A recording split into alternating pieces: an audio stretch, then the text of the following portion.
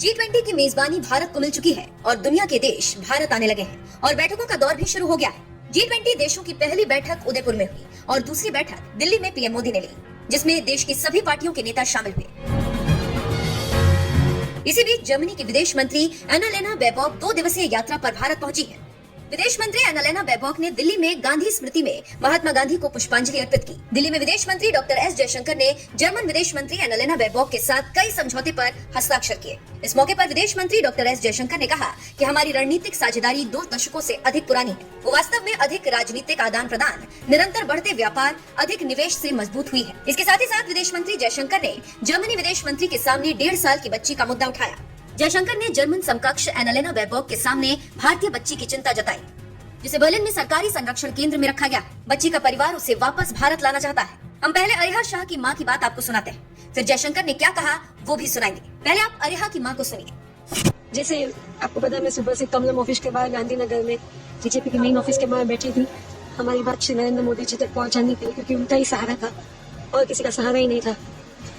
हमें अंदर से अभी हमारी बात हुई है। सरकार ने हमें प्रॉमिस किया है, आश्वासन दिया है कि वो हमारे साथ है। पीएमओ ने प्रॉमिस किया है कि कल सुबह वो ट्वीट भी करेंगे कि वो ये बच्ची के साथ है। हमें प्रॉमिस किया है कि पीएमओ कल ट्वीट करेगा। मैंने ये भी बोला है कि आपके भरोसे, आपके प्रॉमिस पे आज हम जा रहे हैं।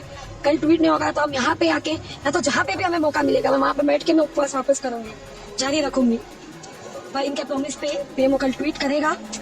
तो अभी हम लोग यहाँ से जा रहे हैं। आप सबके साथ सपोर्ट के लिए बहुत थैंक यू। आपका सहयोग हमेशा देते रहिए। इंडिया बस आपके प्यार और आशीर्वाद से ही इंडिया आएगी। हम आपको इस माध्यम से अपडेट करते रहेंगे। आपका बहुत बहुत धन्यवाद। आप सब साथ में है। पीएम मैं वापस बोल रही हूँ, पीएमओ ने हमें प्रॉमिस किया है कल सुबह वो ट्वीट करेंगे कि वो भारत की बेटी को इंडिया लाने में लाके रहेंगे। उनका ये प्रॉमिस है, वो कल ट्वीट करेंगे और हम इसीलिए अभी यहाँ से जा रहे हैं।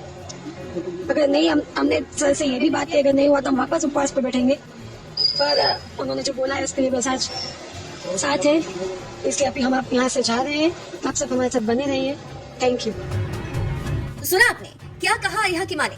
अरिहा का परिवार गुजराती है और जर्मन प्रशासन ने 1 साल पहले ये आरोप लगाते हुए अरिहा साहब को अपने संरक्षण में ले लिया था कि उसके माता पिता उसका उत्पीड़न करते हैं। बच्ची अभी बर्लिन में सरकारी संरक्षण केंद्र में है और इसी को लेकर अरिहा के परिवार वाले प्रदर्शन कर रहे हैं और बच्ची को लाने के लिए सरकार से गुहार लगा रहे हैं। और ये उनकी कोशिश रंग लाई और आज जब जर्मन विदेश मंत्री भारत दौरे पर आई तो जयशंकर ने बच्ची का मुद्दा उठाते हुए कई बड़ी बातें कही। A specific issue which came up, some of you may be familiar with this case. This relates to a child called Ariha Shah. We have concerns that the child should be in her linguistic, religious, cultural and social environment. This is her right. And our embassy is pursuing the matter with German authorities, but it was also a subject which I had brought up with the minister. I think it's a very delicate matter. There are privacy issues involved in it. So I think both governments are handling it with that very much in mind. I think that's as much as I can say publicly. सुना आपने क्या कहा जयशंकर ने। जयशंकर ने कहा कि बच्ची अपने भाषाई, धार्मिक, सांस्कृतिक एवं सामाजिक माहौल में रहनी चाहिए। जयशंकर ने जॉइंट प्रेस कॉन्फ्रेंस में कहा, हमारी चिंता है कि बच्ची को अपने भाषाई, धार्मिक, सांस्कृतिक एवं सामाजिक माहौल में होना चाहिए।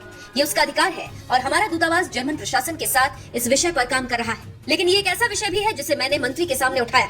इस पर बेबॉक ने कहा कि अरिहा का कल्याण उनके लिए बहुत महत्वपूर्ण है। जर्मन प्रशासन के दिमाग में ये भी है कि हर बच्चे की सांस्कृतिक पहचान की जर्मनी में युवा कार्यालय द्वारा देखभाल की जाए। उन्होंने मामला अदालत में लंबित होने का भी हवाला दिया। When it comes to the protection of a child's well-being in Germany, and it's similar in India, the youth offices are responsible for that. But as a mother of 2 daughters, I would like to say that for me the well-being of Aliyah Shah is very important to me. So I have received detailed information about this case. I can assure you that the child is well, and for everybody in India and for everybody in Germany and the German authorities most particularly, the child's well-being is the first priority. And of course we are also bearing in mind the cultural identity of each child that is taken care of by the youth offices in Germany. Children are only taken in custody by the youth office if there are serious concerns about their well-being, for example violence, sexual abuse or severe neglect. So as has been said by my distinguished colleague, it is about privacy rights as well, so we cannot say more at this point. The case is still pending in court, and after the verdict of course there can be a review. But for us, what is most important, the first priority is the well-being of the child. जानकारी देते चले कि अरिहा की मां धारा साहा ने German सरकार से बच्ची की कस्टडी वापस पाने के लिए कुछ समय पहले गुजरात में बीजेपी ऑफिस के बाहर धरने पर बैठी थी, जिसकी वीडियो हमने आपको पहले भी दिखाई और उन्होंने क्या कहा वो भी सुनाया। धारा को सरकार से मदद का आश्वासन मिला, जिसके बाद उन्होंने अपना अनशन तोड़ दिया था। बता दें कि अरिहा की कस्टडी की मांग को लेकर उसके माता पिता जंतर मंतर पर भी प्रदर्शन कर चुके हैं, जिसका नतीजा आपके सामने है और अब देखना होगा कि आगे जर्मनी बच्ची को छोड़ता है या नहीं। लेकिन जयशंकर ने बात को उठाकर काफी सहानुभूति बटोर ली है और सभी लोग खुश हैं।